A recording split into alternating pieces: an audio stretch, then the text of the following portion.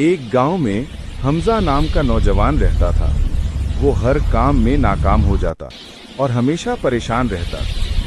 एक दिन वो मस्जिद के इमाम के पास गया और कहा, मौलवी साहब, मैं हर कोशिश के बाद भी कामयाब नहीं हो रहा, क्या करूं? इमाम मुस्कुराए और बोले, बेटा, कामयाबी 3 चाबियों से खुलती है। 1 नियत की सफाई, 2 मेहनत, 3 अल्लाह पर मुकम्मल भरोसा। हमजा ने पूछा, अगर मैं ये तीनों कर लूं तो कामयाब हो जाऊंगा? इमाम ने जवाब दिया, हाँ, क्योंकि कामयाबी तुम्हारी कोशिश में है, नतीजा अल्लाह के हाथ में है।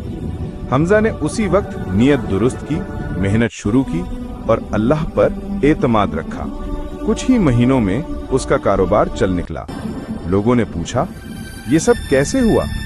हमजा ने सिर्फ इतना कहा, मैंने सिर्फ अपना काम किया, बाकी अल्लाह ने बेहतर कर दिया।